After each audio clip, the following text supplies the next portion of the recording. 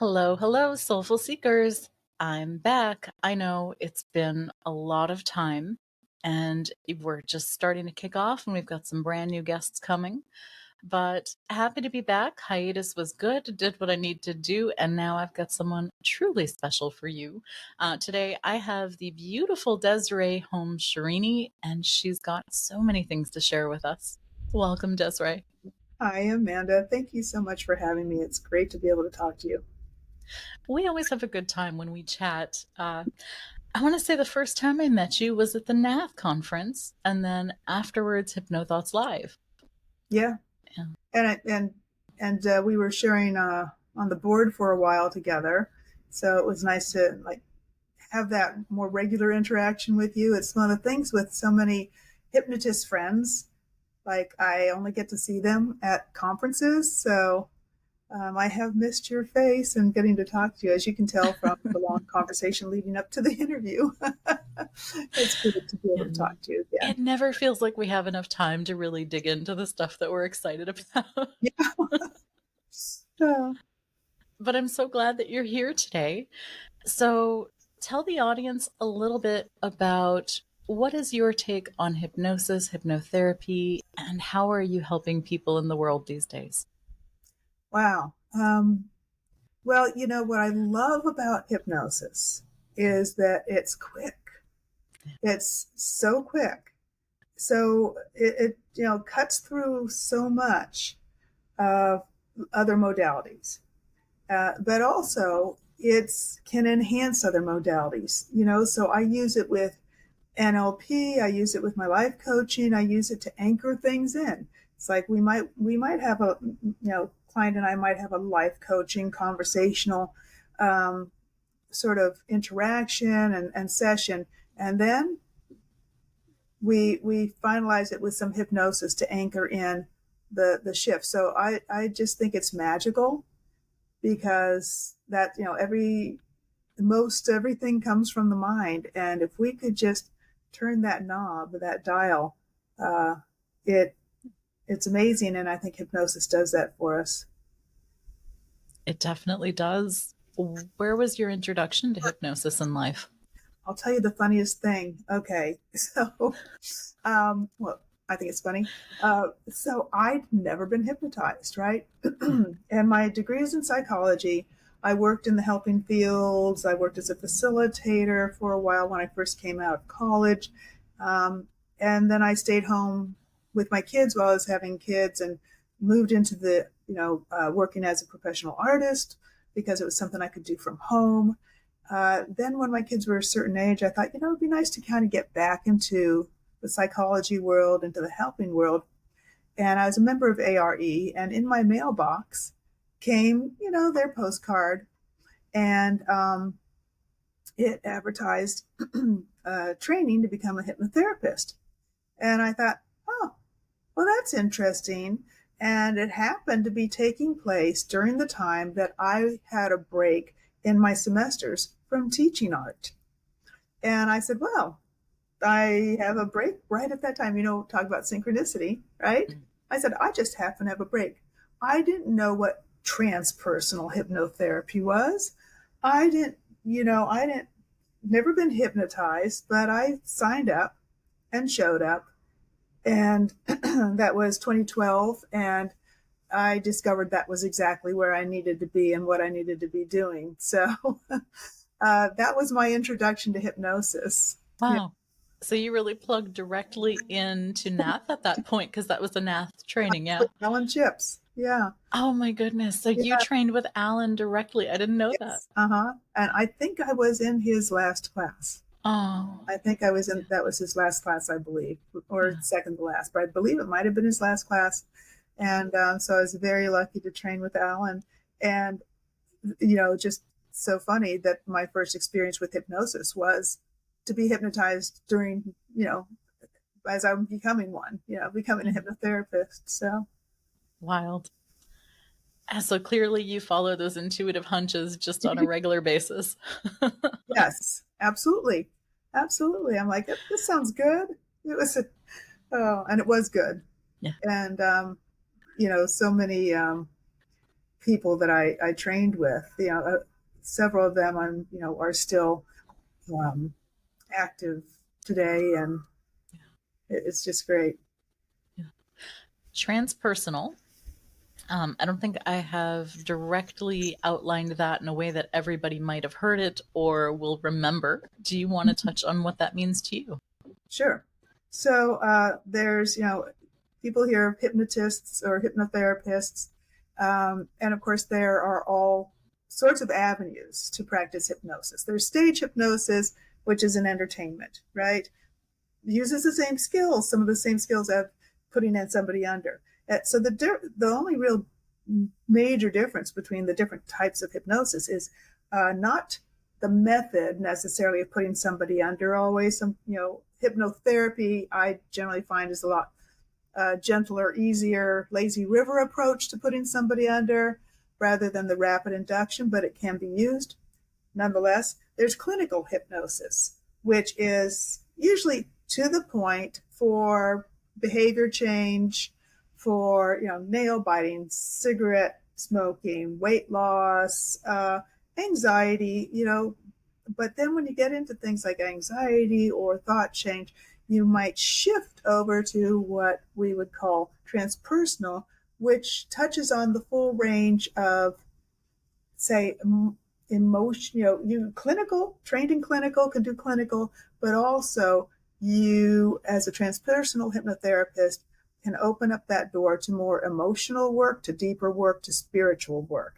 And so as a transpersonal hypnotherapist, I'm trained in past life regression, as you are, right?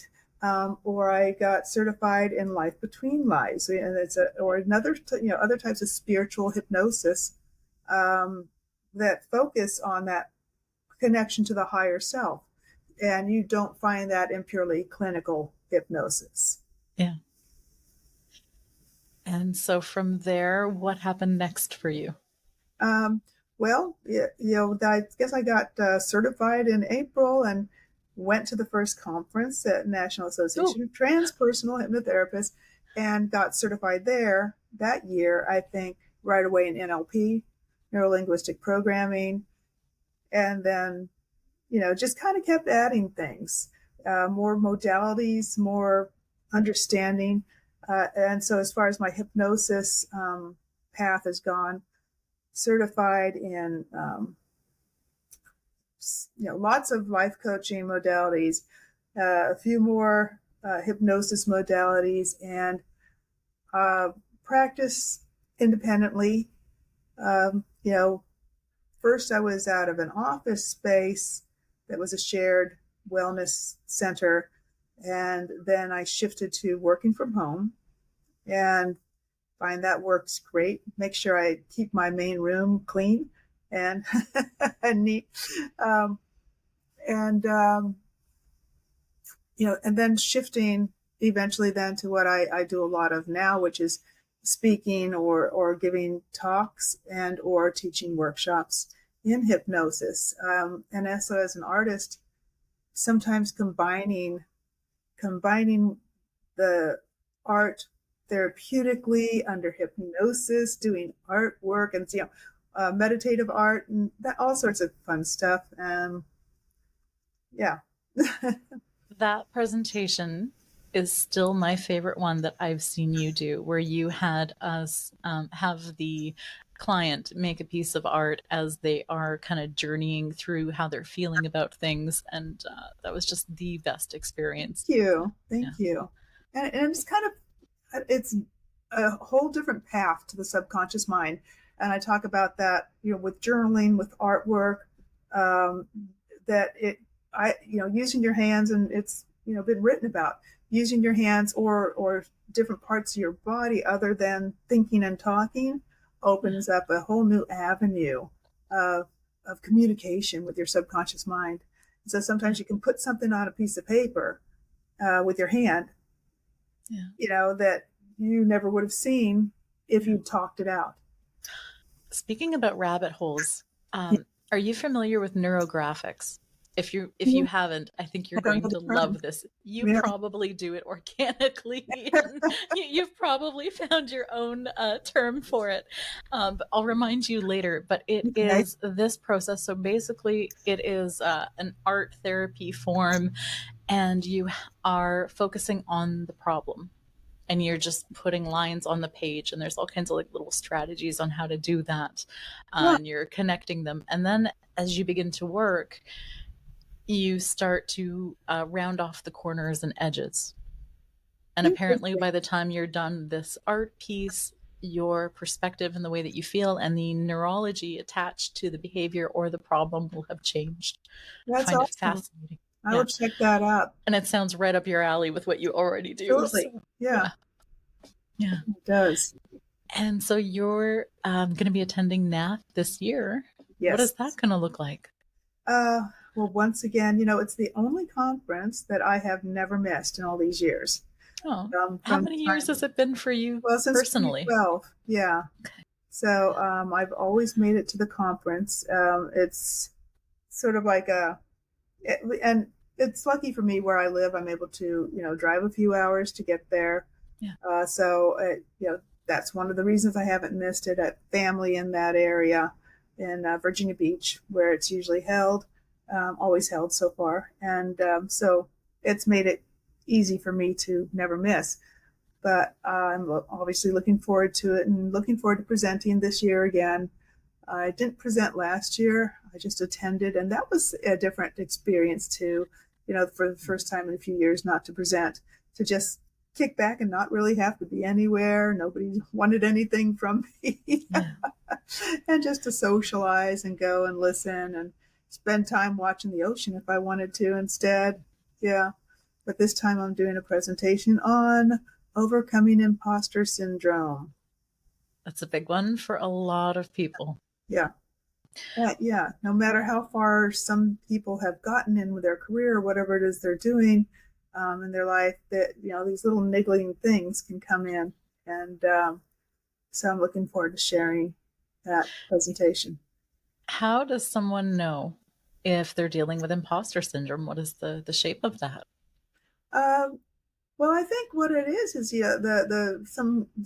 there's the range of responses, and I wanted to do this presentation, and I actually did this presentation, but it's going to be tweaked a little bit for the hypnosis community. But I did this presentation for a local conference. Well, it was actually international, but a conference that was held locally of the American Bar Association. I was invited to do it. Wow. And I was really happy that so many people came up to me, young professional lawyers. You think they got it going on, and they really appreciated it. So I thought, so the reason I was interested in even making that talk was I'd had several clients who are in positions where they had to stand up in front of higher ups and give a presentation themselves, or brief, generals and admirals, or, and just how they would get sweaty palms. They would even shake sometimes, like they couldn't find their voice, or they'd go blank on what it is that they wanted to say. So stage fright, deep anxiety is, I think ties into that imposter syndrome, where you are not comfortable in your own skin when you're in a certain atmosphere. So there's that fake it till you make it, which is a part of it, right? So overcoming imposter syndrome is part of the work, is fake it till you make it. And then there are tools to call on the part of you that isn't faking it, if that makes sense. So it's like, there's a part of you that you aren't using very much, that you won't have to feel like you're faking it. But if you let that part in and practice with that part of you, the more you embody that part of you, and that's where the hypnosis comes in. There's some steps, some NLP, some discussion, some learning about different archetypes and personality parts that you can call on, and then using the hypnosis to practice stepping into who you want to be, and who you want to be is part of you. Yeah. So sorry, I went too far on that answer. I went straight from like how you can tell you're suffering from imposter syndrome all the way through how to solve that. But I'm sure the audience appreciates that, because often we're left on a cliffhanger and we don't get to hear all about it before jumping topics. So I appreciate that. And it kind of makes sense that in some of the bigger professions that there would be that gap, that lag time from learning something in theory to having it be a pattern and habit and ritual that you do every day. Mm-hmm. You know, it's like you can read about driving a car, but until you drive the car, it's Exactly. a very different experience. It's not so comfortable. It's like, yeah, exactly. And then the more you do it, you look back then and you think, oh gosh, I remember when I used to be nervous. Yeah. And maybe you and I, the same time, our first presentation to a group. Oh, God, yeah. Or our first podcast. Yeah. Right? And sometimes it's a little deeper than that, too. I can remember all of the times that I had like severe stage fright and I had no idea where that came from. I remember being in drama class. I think I was in like secondary 4. So in American terms, that's probably like the last grade before you graduate high school. Okay. Actually, maybe it was a little bit younger, but I was doing a monologue and I froze so bad. I couldn't remember any words. I couldn't do anything. My full body just locked up on me. And then the tears were just right under the surface. And it was like, oh my God, what is this? For me, it was actually a past life regression. And it wasn't even on purpose for that topic. It's just I had Linda Bennett, who is my Alan Chips. And part of our clinical program, we had to take past lives. And she chose to have everyone in the class pick a challenge that they have in life currently. And I was realizing, like, here I'm starting this training. I want to be an entrepreneur. I can't speak to people. I can't speak to groups of people. I freeze. So I wanted to see where that came from. And it was a past life where I advocated for somebody else and I was hung. Oh, that'll shut you up. Right. It sure did. And I used to manifest this big red ring around my neck. It was fascinating until I cleared it. Yeah. So sometimes it is imposter syndrome, and sometimes it's alternate past lives and things that you got to go deeper on. And sometimes, for those people that may not have access to a past life regression or to dig down to the source, and that's one of the things about hypnosis is like there are the different schools. There's the school that says you got to go back to the roots, and then there's the school that says, I think of Shelley Stockwell. Yeah, forget the roots. Just take care of the problem, and so, I vacillate between the two. But say I don't have time, or don't have a client that wants to go to the roots, or maybe we start with I often with a client will start with, let's see what we can do about the symptoms. Yeah. And then, if you want to go deeper, we can go back to the roots. So this is where NLP or some, quick hypnosis can help the person cope. Yeah. But I do like the idea of being able to go back and rip it out by the roots. So it's not even going to sneak back up somehow. No, and it's often so many times it's one and done. That's Mm-hmm. And it's not that uncomfortable. I know because you mentioned Shelley, she often says like, why re-traumatize your client? It's like, well, it's not always traumatizing. In fact, when I learned, I felt relieved. It was like, oh, this finally makes sense to me. Mm-hmm. Yeah, I'm good now. I don't have that problem anymore. Yeah. I love past life regression for, say, if you're going after a problem, to go back, and it gives you some clarity, like you say, or an answer to why is this happening.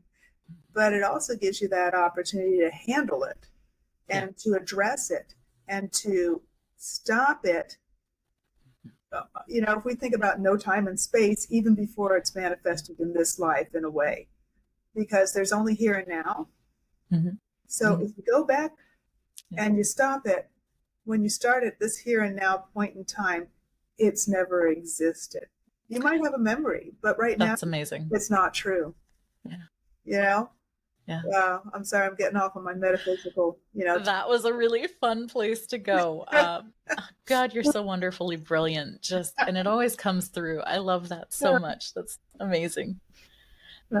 Speaking of wonderfully brilliant, you have gotten some of that down in books.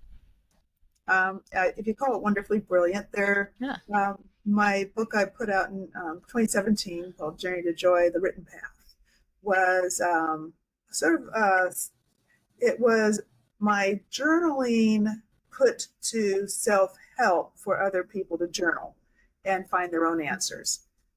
Because I had used journaling while going through the failure of my marriage.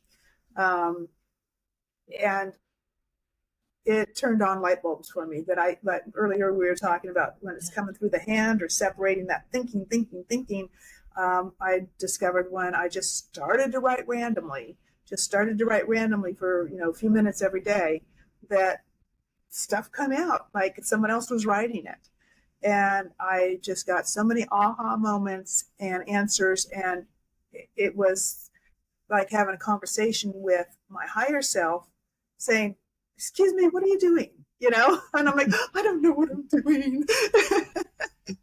and it would write, it was almost like I would get these answers and insights about, where I was, where it came from, what I needed to do. And I was like, wow. So I organized those things into different chapters of starting out, kind of moving along, not getting stuck, sort of like a journey, and then arriving. And then at the end of every chapter, I have prompting questions. So somebody could write their own, start writing on their own questions. A lot of just self-reflection and insight for them, hopefully. Yeah. That sounds amazing. Yeah. The other book I took part in as a collaborator was with the Wellness Universe Guide to Self-Help, their fifth book in a series called 25 Tools for Life. And their 30-year anniversary book, timing with the Wellness Universe. And that was my chapter was about my experience of being diagnosed with incurable cancer with a really, really bad prognosis. And all the things I found out that crazy week in the hospital that I didn't even know. I thought I was anemic. Wow. I was anemic. Yes, that was true. Wow. And this was, just over a year ago. This happened. It was just like such bad, like it was traumatic, and hence your show, Trauma. And the reason I wanted to share that chapter, and at the end of every chapter in that book, we all offer a tool to overcome whatever, right? And to share that, yeah, bad stuff happens. What are you going to do about it?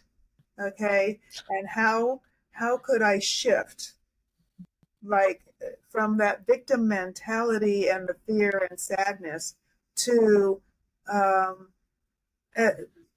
acceptance and do what I can do, and move along. And so that's, where I collaborated with that. I wanted to share that. And actually that was put out I wrote my chapter last fall, and it ended on a cliffhanger, really. My chapter did, because I didn't know where my treatment was going to go. Yeah.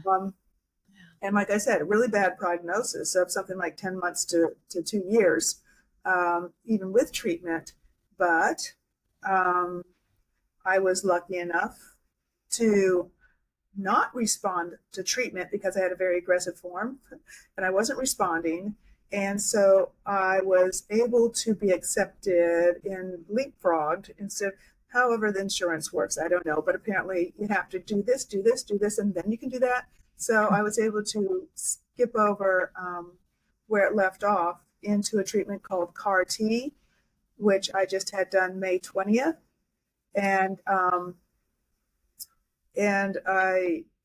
that had all sorts of potential problems that could happen. However, I had it done. I sailed through it. I did great, and my had tests following my bone marrow, PET scan, blood work, no cancer. It cleared the cancer cells, and I was like, yes, thank you. It's still incurable, but this could last for years instead of this horrible prognosis. So it means years without treatment. It could last for years without coming back. And so quite a different outlook than what I had when I finished that chapter. That acceptance, that not moving into victim, not dwelling on a negative way, how do you think that made an impact on your overall journey? I of course had to spend some time in the victim world, right? But I don't think I ever asked why me, why anybody? Like, why? Everybody's, so many people have the most awful things happen. And so I didn't feel like, I was picked on or, special because this diagnosis. But I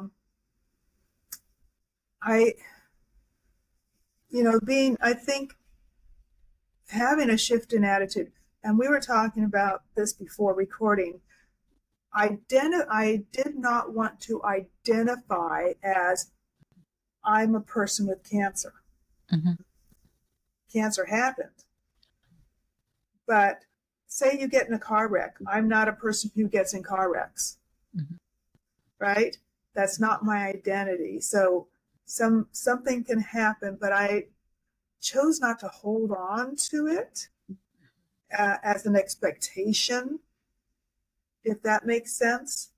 I chose not to have that be a part of my being.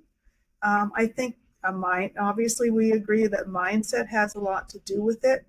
And I remember telling my doctor, I, of course, for, the first few months, 3 months, I was like, what the heck? I'm going to die, and I felt like I was going to die. I was in bad shape. I was horrible.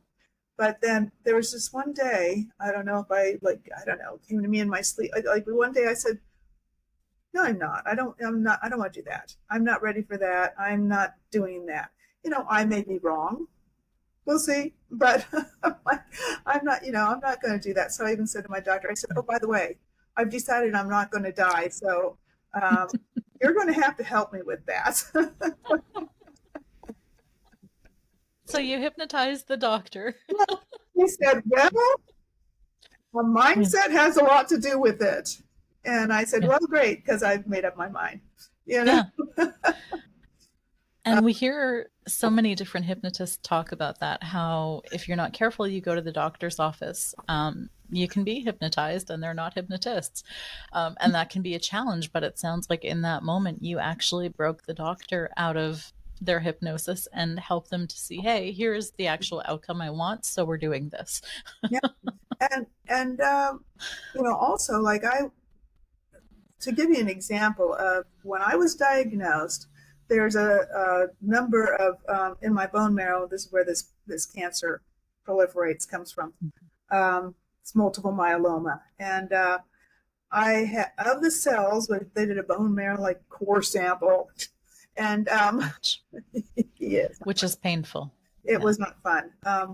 And the cells, the percentage of cells that were in my bone marrow, over 95% were cancerous.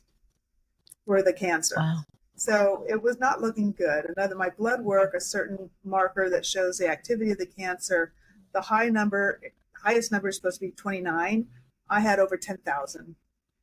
And wow. So for all of those numbers to just go down to zero is amazing. And so, but my mindset talking about the doctor, I wonder if there wasn't also some suggestion in there that, they had to refer me out to a different hospital for this treatment.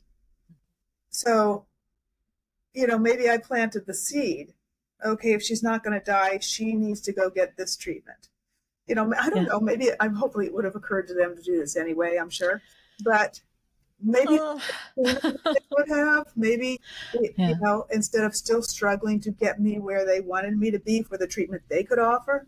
Yeah. So it was like a lifesaver to be referred out and go get the CAR-T. So I think we've possibly just created a new program for hypnotherapy. Yeah.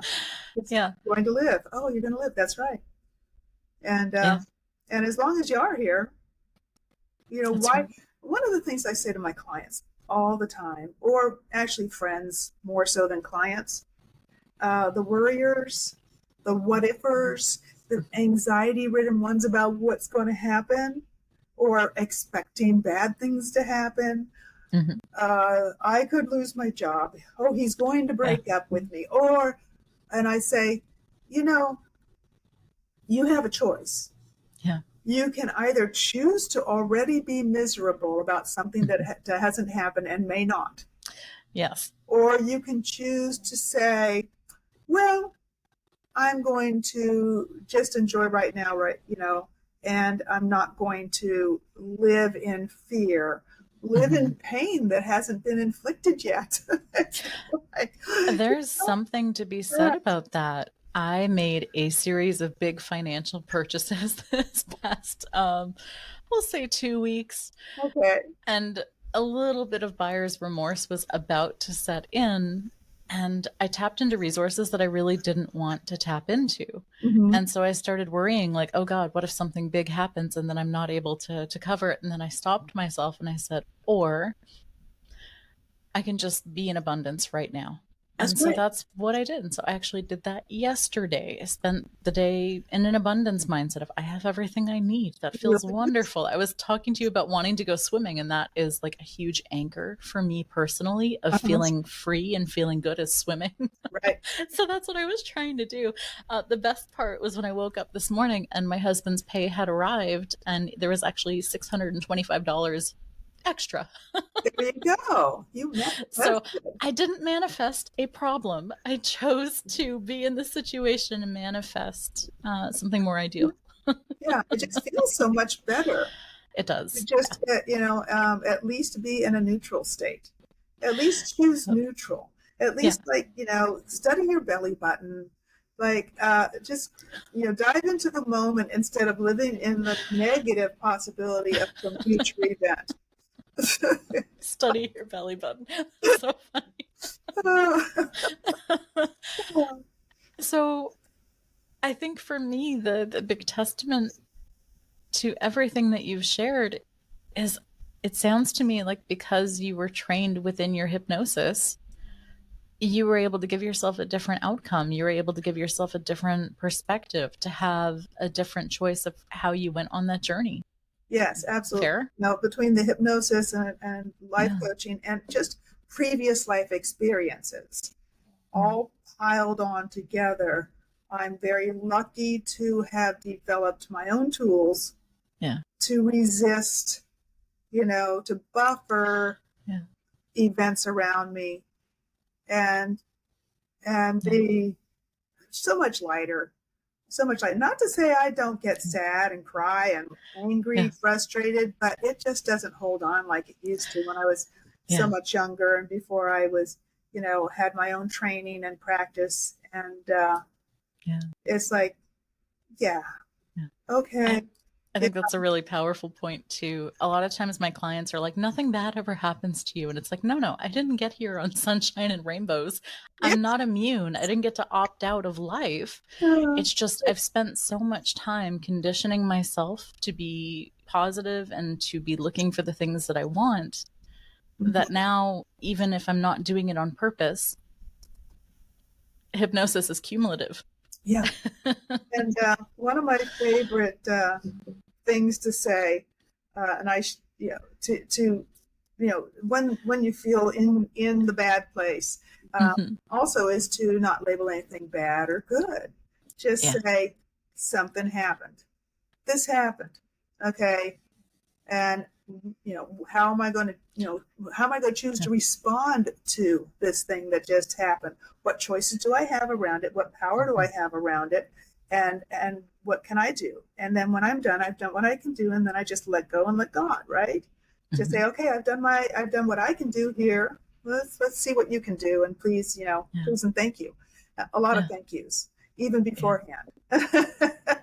But it's just to just be in that state of allowing things to flow and go through and past, I think is important. And Eckhart Tolle, I don't really read much about him or follow him too much, but I remember one video so many years ago that he was talking about when you're in a situation, maybe you're in an argument, or maybe something quote unquote bad has happened.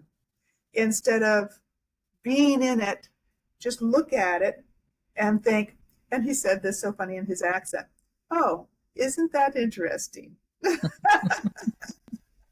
So it makes me laugh every time, I can use that thought in my mind when perhaps it might be something I'd rather not have had happen. And I think, oh, well, isn't that interesting? Just, look at it like it has, that's interesting. I've been listening to a financial audiobook, which is not typically something that I do. I listened to Rich Dad, Poor Dad, and he's talking about investors. And good investors don't necessarily break even or have success every single time. But when challenges happen, what they actually do is find the opportunity in the situation. And since then, I've noticed that I'm starting to do that, and it does make a difference. It's like, oh, this has happened. Oh, fun. How is this going to work in my benefit? Right. Yeah. There's always, even the worst of circumstances, as awful, there's always some, gain, that silver lining that, I'd rather not have had the event to get the silver lining. But there's always a way to say, well, what's the opportunity out of this? What am I learning from this? And if we, say have more Eastern thoughts, about karma and about what comes and goes through many lifetimes, right? Even like, well, I hope I am handling this the way I need to so that this karma is washed clean. How do I handle this? How do I just allow myself to learn from this and to respond in the best way for myself and everyone around me? Right. And that's all we can do. God, karma would be a whole other episode. And it's and it's not, and a lot of people, just for the listeners here, that the Eastern thought on karma is not that you were bad to somebody, so you're going to get hit by a car. It's more of a, like we talk about past life regression here, it's more of a soul growth in a way, that experience of on the waves, that there's, like people, I don't know about this karmic debt thing, but that all experiences will come to you eventually in lifetimes. And so it's an interesting way to think about things when I can't understand why. Yeah. I like to think about it in terms of jewelry, especially crystals and gems, because that's my jam. But a really beautiful gem has a lot of facets. And so does our soul. So our soul comes here to experience things from every single different perspective, so that we can really take in the light and accumulate that shine. That's how I like to look at that. Right.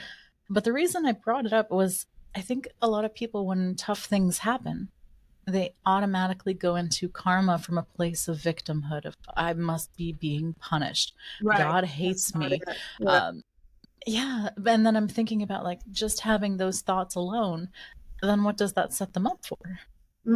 It doesn't feel good at all. So that's where choosing our thoughts. And even if you feel like you're making it up, you can choose at least more neutral thoughts around a situation that doesn't feel good. Yeah. So what is the key to, so say someone's gone through a really big challenge, they went to that place of karma or victimhood. How can they start to work on changing the thoughts or even being aware of the thoughts? Right.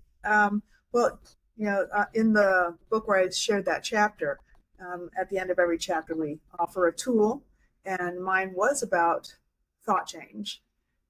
So say I listed like I think three or four or five questions. When you're thinking something, do I like what I'm thinking? Mm. Does what I'm thinking feel good? And if you don't, if you get no to those two questions, then you choose to stop. Yeah. Stop and shift. And that's why I kind of referred to it's too much to ask somebody to shift to like everything's great, rainbows and cupcakes, right? That feels false and very frustrating. So if you can't get to the positive state, like you were saying, shift to abundance. If you can't get that far, then shift to something that has nothing whatsoever to do with the problem, the fear, the frustration, whatever. Shift to something totally neutral. It's break the state, as we might understand that idea. Break the state, break the thought pattern and the bad habit of going down that victim, slide, the mental, that we talk about neuroplasticity. Break the pattern and just go someplace that has nothing to do with it. And that's a mental choice. Say, I'm going to stop thinking about this. And like I said, I'm going to go study my belly button, or I'm going to, maybe that's probably not the best one. It might. And if you don't do that often, that is still going to work because as you bend over, right? Look out the window. Study your fingernails. Yeah. If you have a piece of jewelry on, just go into a simple mindfulness exercise, and it will just break that state and at least help you bring your body, your mind, and your anxiety level to a neutral state.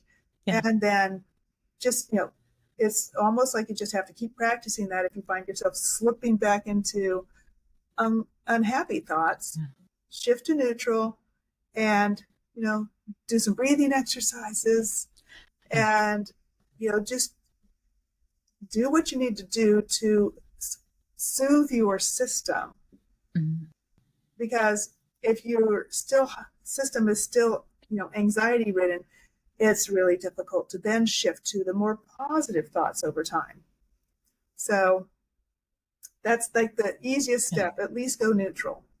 If you can't go happy, go neutral.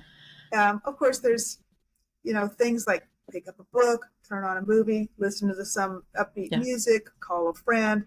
But when you call a friend, you might say, hey, I'm feeling this, but I don't want to dwell on that. Let's talk about something like, what are we doing next weekend? Do you know what I mean? Don't call a friend just to rehash why you're so unhappy completely. Yeah. Yes.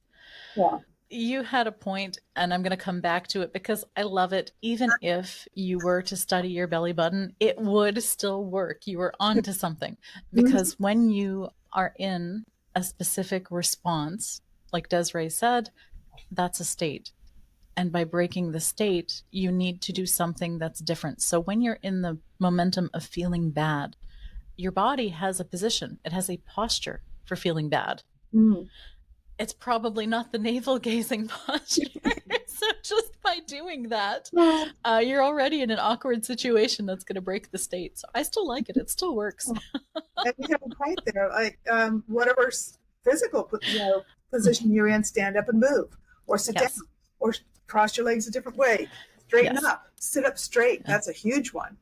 You feel a personal power, a sense of like, I've got this when you sit up straight. All sorts of interactive cues go back and forth in our minds and bodies with our physical posture and breathing. I'm biased, but I think that's why yoga benefits so many people. You're putting your body in situations that it's not used to being in, and then the mind and the emotions go with it. Yeah, and focusing on your body and your position. You can't be thinking about like what you're upset about. Mm-hmm. You have to you're focusing on your position and your breathing. Yeah. And it's very mindful. Yeah, true. So if someone was going to break the state, they start looking at the thoughts and they think, do I like this thought? Do I like the way this makes me feel? Is this what I want? What would be a natural next step there? Like I said, the gazing or the, just shifting to neutral. Yeah. And again, if you can't get past even neutral, let it be. Yeah. Just let it be. Go do some yoga, right? Yeah. And there's all sorts of steps after that. That was like the, snap out of it step. Mm-hmm. Okay. That's the snap out of it step. But after that, there's, like I say, you say, what can I do about it? Which I, talked on. What can I do about this situation that started to lead me down the, and take action. Don't just say, well, I should, or I coulda, or I would, but, okay, what can you do and do it? Right? Don't wait. Just what can you do and start that into motion. So at least then you also get on this feeling of personal power. Yeah. Because you got to step out of the victimhood. And by taking action, you begin to have a sense of personal power again, that you do have control over your thoughts, over what you're thinking, how you're thinking, and then do what you can. And to just do it. Just take what you can do and get it done. And then your thoughts are busy on that process. What do I need to do? And I think that's huge because some of us, we deviate to learned helplessness. Yes. And that's just where the neurology goes because it's well grained. Maybe we, saw it with our parents regularly. And sometimes I catch myself there and I'm like, wait a minute, what am I doing? Have I forgot that I have like choice, that I could actually take action and I have inner authority? Like, why am I bending into this silly situation? Yeah. So I think that's a huge step to realize, oh, what is within my control in all of this? Am I choosing this on some level? Where can I actually take action? And ultimately shifting the thought can change the whole reality. I think back to, when my kids were little and I'd go to the grocery store shopping for a family of 5. I get home, not a soul to be seen to help me carry the groceries in, right? Everybody is magically missing. So, I'm carrying all these bags in, running the car, it's hot, whatever. And I would find myself, and this is before, even I was trained, but I would find myself, getting upset or thinking, oh gosh, this is so heavy. I hate this. I'm so tired. And then I'd say, well, I'm getting a good upper body workout here. This is actually building my muscles and my legs, and just shifted to the benefit I was getting from doing it, that this was good. I was, even though I wouldn't have chosen it, look, I've gotten some exercise that I wasn't going to be getting in this busy day. So this worked out well, right? Absolutely. Talk myself into it. And that those scenarios come up all the time when, say, I need something moved around the house or something. And I live alone. I'm like, well, okay, this is heavy.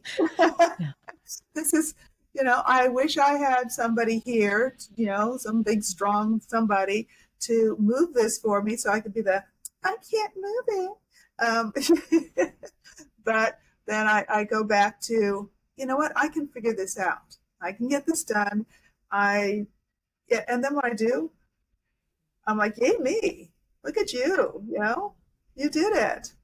As I lay on the sofa with an ice pack.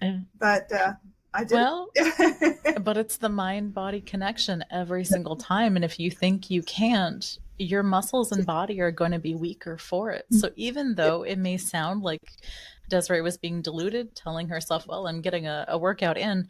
She was actually strengthening her body in that moment. Getting a workout in. Yeah. Absolutely, you were. And had you stayed in that place of anger, resentment, frustration, that too would have weakened your body. It does. So even if you think you're going to be deluding yourself, reframing in a really positive way is powerful and helps actually strengthen your body and immune system. So really wise points. Reframe, and like what we said earlier, what's the silver lining? What's my opportunity? What am I getting that I might not have gotten? And just look for the silver lining. It's there. I used to think I was an optimist. Now I'm just aiming for opportunist. You're an optimistic opportunist. That's right. You are sure there's opportunity around every corner, and in every challenge there is definitely an opportunity for betterment and happiness. Oh. So, goodness, you've been through so much. You've had so many wonderful, amazing things to share. I love that those books are out there, particularly the one around journaling. I don't know about you, but every time I journal, that was ultimately a big part of how I self-healed complex PTSD. Was I have a process that I use for emotional intelligence and to stop emotional flashbacks, and I journal. And as you know, there's something that happens when we're putting pen or paintbrush to paper, and hypnosis happens. Yeah, and I do like to write. So for me, when I was doing it, I was able to do it with a whole lot of metaphor. It wasn't just today I woke up and I had coffee and I thought about, why I was angry. No, it was a lot of, I found joy in putting what was going on in my life and my thoughts into something more poetic than factual, than this happened. Yeah. I can see you just painting with words. And and I haven't written much for a long time, so I'm kind of missing it. Yeah. I don't know why it is that when we do that, it just naturally flows, and we can actually do inner child work from that place. We can have natural spontaneous regression. Even if you don't call it that, you're going to have a memory come up as you're writing. That's regression. Yep. You're exploring it. Yeah. It's wild, isn't it, how it happens? But I'm going to have to look for that. And that was Journey to Joy. So I'm going to be... Journey to Joy, the written path. There's a few other Journey to Joys out there in the book aisle, but it's on Amazon and Barnes & Noble, whatever. Or, it's not in the stores, but it's available online. Well, I'm going to make sure they deliver mine soon. Thank you. I love journaling. That's... I think if anybody wants to practice self-hypnosis, that is one of the most powerful ways to do it. I think it's underrated. People don't think of it that way, but it is. We can get into hypnosis. Especially if they choose a process where they are writing over and over again what, their intention, like say an affirmation.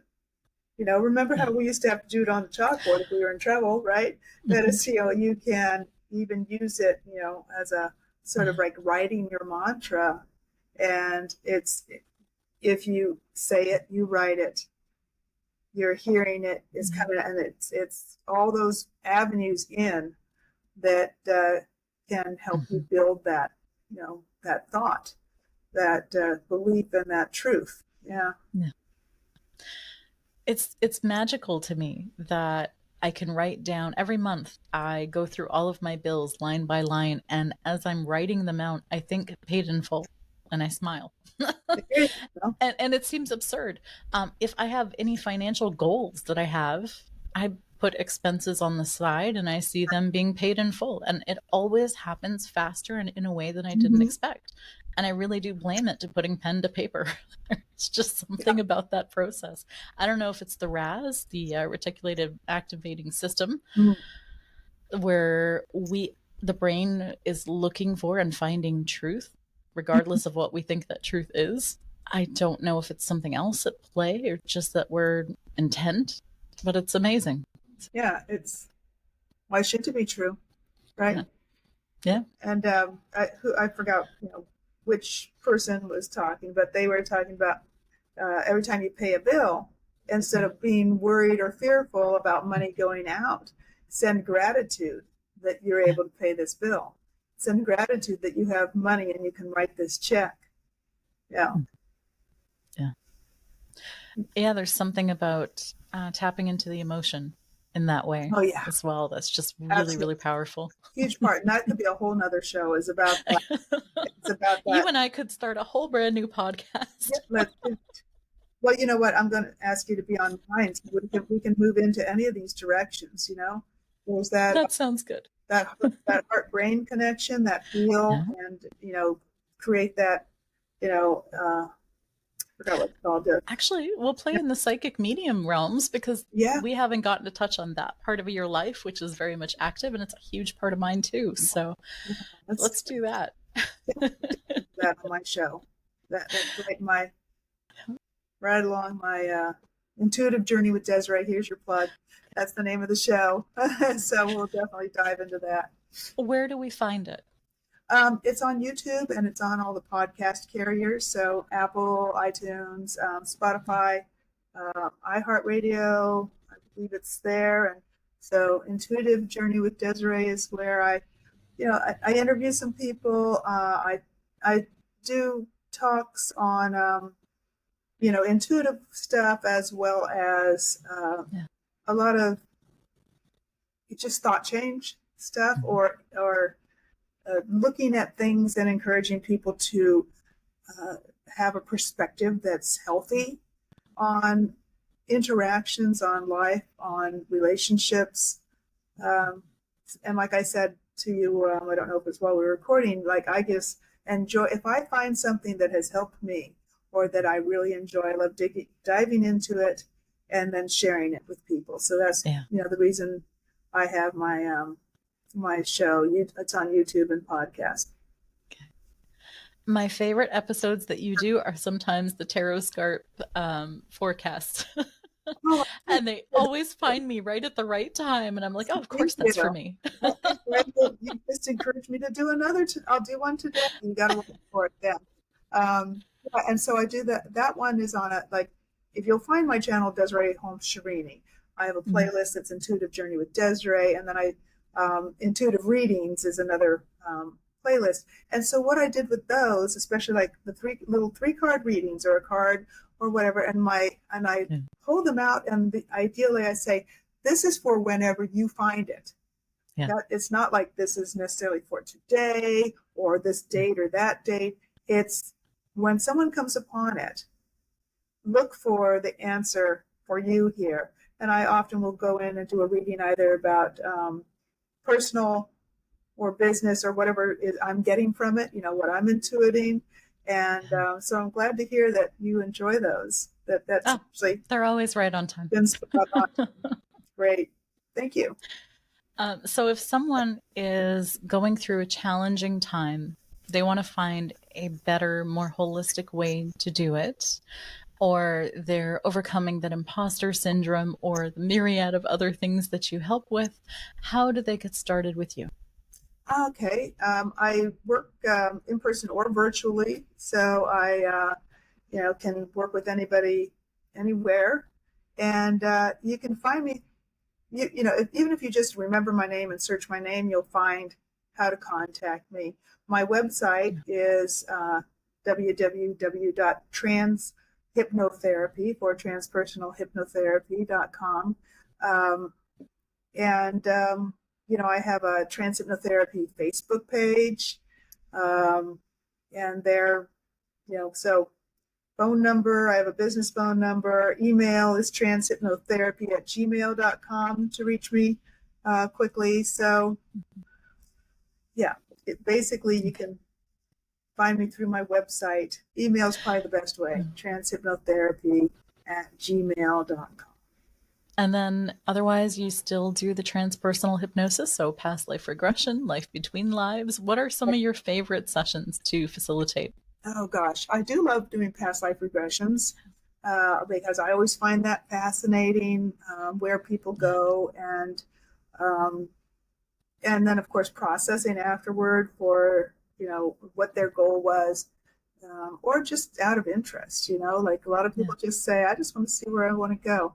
I have some least favorites, probably the ones that are just so rote, but I still enjoy, I just, as an instructor in art and as a hypnotherapist and life coach, I simply really get so much enjoyment out of having my clients or my students just feel better, just find a solution or feel like they've gained something that they can change, something that they want to change. If it's artwork and I point out like what's wrong with the perspective, and they're like, thank you. And they find relief and joy in what they're doing. So same thing with hypnosis, like whatever I can do to help somebody shift to enjoying their life, So I'm not terribly picky about what I do for them in that way, but I do enjoy the spiritual work. I enjoy when I can incorporate my intuitive skills or do some combination. I do a tarot guidance. Sometimes like I'll use the tarot for guidance, and that's falls more in the life coaching more than hypnosis, but I'll use the tarot and interpret like, what does this mean? And what's it telling you that you need to be paying attention to? And I love to incorporate when I'm getting, hits or a message about, where they're going. So I think the intuitive, when I'm engaged with my intuition with them, is more likely, when I can combine some of my intuitive skills with their hypnosis and their life coaching session. That's a whole other conversation as well. But it puts me down the rabbit hole of, that's part of the reason I stopped doing tarot and psychic readings, is because when I became a hypnotist, it's like, oh, how much of this is actually a suggestion I want them to have versus them falling into self-fulfilling prophecy. I'd love to hear your take on that. Yeah, and that's one of the things, especially that was emphasized in my training, was it's not future telling. Like people say, well, I want to know what's going to happen. I said, I can't tell you what's going to happen. I'm not going to tell you what's going to happen. So the way I use the tarot is more as a tool to help guide them or have some self-understanding. The cards are saying, as things are now, that it looks like you need to pay attention to this possibility. Yeah. Right? Yeah. And so what do you see that reflects what's going on, and how would you like to change that or enhance that? Right? And so it actually gives a lot of power to them to make choices around what the cards are saying might be likely or might be a challenge or something in their life or an opportunity that's going to present itself, to not overlook it. Where they're, so I use it much more as a guidance tool for their own intuition to look at the cards, and we work together and say, what's going on here? What's this mean? So much better. Yeah. And so for anyone who's interested, if you do go to my website, there's sessions and pricing page on there at Trans Hypnotherapy that describes the different types of sessions I do and how I, and what's available. And not every possibility is on there, but it gives you an idea of what I do. And if you want to dive in and just find out more. I'm imagining that you follow that up with a hypnotherapy session, that after you've done that guided coaching, that then you're going to reinforce with hypnosis. Yeah. Yeah. And so that's, one of the things that I might have a reading session, and maybe not on that same session, depending on how long it is, but usually the reading session maybe is 20 minutes, half an hour. And then, they come to me with a goal or a question, or they have a reason they're asking for a reading. Right. Yeah. And so then we can say, what did we learn here? How do you want to enhance that? And then put it in the hypnosis as well. Exactly. Yeah. So I do have a lot of combo clients. Yeah. Yeah. They all work really, really well together. Yeah. When done the right way. Yes. Yeah. And people say, but what's going to happen? And I'm like, you and me, I don't know. We'll both find out. Yeah. Well, is there any last thought that you'd like to share with the audience? Nothing in particular. I'm just so glad that you invited me. I love talking to you, and I really appreciate you, asking me to share, a lot of my outlook and hopefully share thoughts with the audience of just how to chill, how to just not make life so hard for yourself, Right. And knowing that the thoughts, they really do matter. If it's not a thought that you want to be thinking or that feels good, you have options. Yeah, would you invite it into your house? No. It's like, no, put it out in the hallway, close the door. Yeah. Oh, thank you so much for coming on and being so generous with your time and your insights. It's never enough when we get together. It always goes so fast. It was fun, Amanda. Thank you so much. All right, Soulful Seekers, we will see you again next time. But for now, be happy, be healthy, be well, but most of all, stay inspired. Bye for now.